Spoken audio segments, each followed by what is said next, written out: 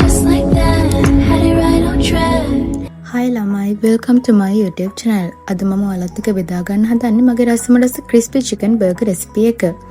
මුලින්ම chicken එක මේ විදිහට marinate කරලා අඩුම පැය දෙකක්වත් fridge එකේ තියන්න ඕනේ. overnight තියනවා නම් ගොඩක් හොඳයි. දැන් අපි burger එකේ filling එකට ඕන කරන එළවලු ටික කපා ගමු. මම මෙතන burger 8කට ඇති වෙන තමයි එළවලු අරගෙන තියෙන්නේ. ලොකු ලුණු ගෙඩියක්, තක්කාලි ගෙඩියක්, ගර්කින් එකක් සහ සලාද කොළ කිහිපයක්. ඔයාලා හදන බර්ගර් ප්‍රමාණය අනුව සහ කන්න කැමති දේවල් අනුව ඔයාලට මේව අඩු වැඩි කරගන්න පුළුවන්.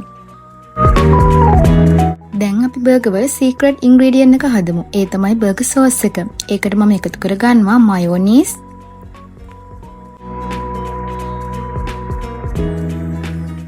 ඒ වගේම තක්කාලි සෝස්.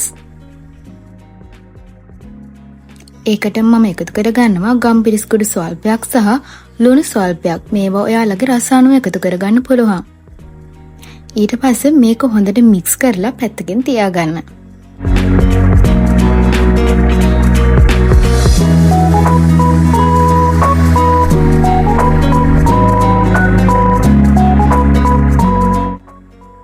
ඊට පස්සේ අපි බර්ගර් බන් අරගෙන ඒවා දෙකට මැදින් කපා ගන්න ඕනේ. අනිවාර්යෙන් බර්ගර් බන් ගන්නකොට හොඳ ෆ්‍රෙෂ් ඒ වගේම සොෆ්ට් ඒවා තෝරගන්න අමතක කරන්න එපා.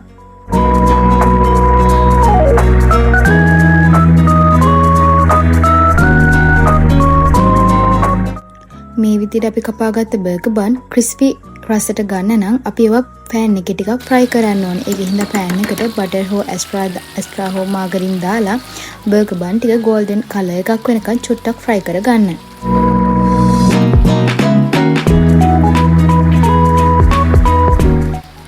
ඊට පස්සේ අපි මේ ලෑස්ති වෙන්නේ ක්‍රිස්පි චිකන් එක හදාගන්න. ඉතින් මුලින්ම මේකට ඕන කරනවා පාම් පිටි. ඊට පස්සේ අපි මැරිනේට් කරගත්ත චිකන් එක පාම් පිටි වල හොඳට තවරලා ඒක පිටි ටික ගසලා අයින් කරන්න ඕනේ.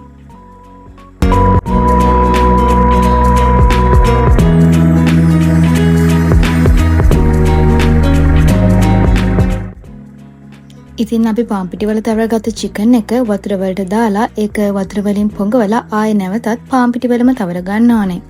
එතකොට මේකෙන් තමයි චිකන් වල ක්‍රිස්පි ස්වභාවය ඇති වෙන්නේ.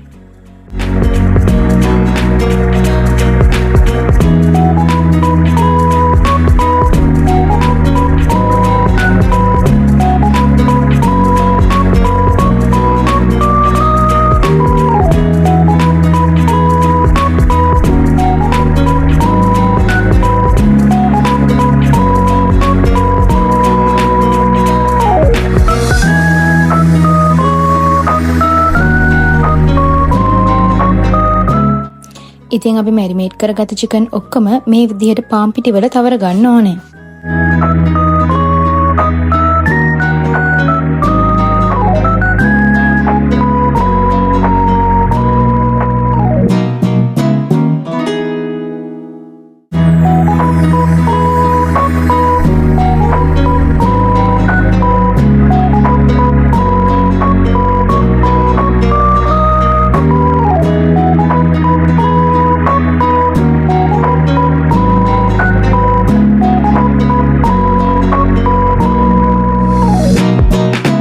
තෙල් එක රත් වුණාට පස්සේ අපි චිකන් එක ඒකට දාලා ගෝල්ඩන් කලර් එකක් වෙනකම් ෆ්‍රයි කරගන්න ඕනේ.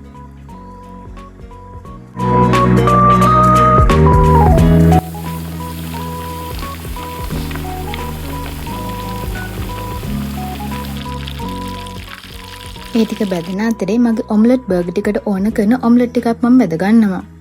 බිත්තරයක් පෑන් එකට කඩලා දාලා ඒකටම ගම්මිරිස් රුණු කුට්ටු ටිකක් දාලා ෆ්‍රයි කරගන්න ඕනේ.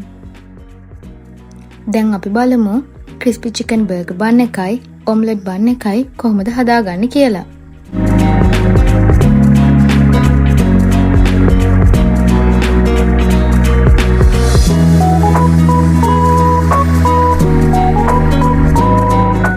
ඉතින් ක්‍රිස්පි චිකන් බර්ගර් බන් එකකට මම පාවිච්චි කරන්නේ මෙන්න මේ චීස් එක.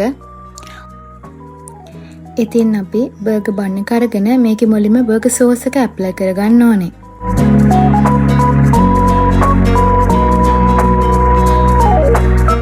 හොඳට බර්ගර් සෝස් එක ගාගත්තට පස්සේ ලුණු, තක්කාලි, ඒ වගේම සලාද කළ ඔයාට කැමති අනුපිළිවෙලකට තියාගන්න පුළුවන්. මම නම් තියාගත්තේ මෙන්න මේ විදිහට. ඔයාලා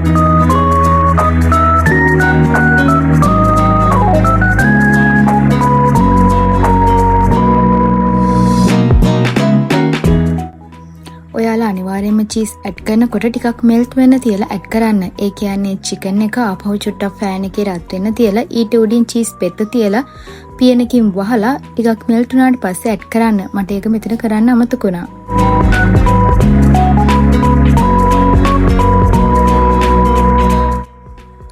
ඉතින් මේ වගේ රසමරස ලේසි රෙසිපීස් දැනගන්න ඔයාලත් කැමති නම් මගේ channel එක subscribe කරලා like කරලා share කරන්න අමතක කරන්න එපා.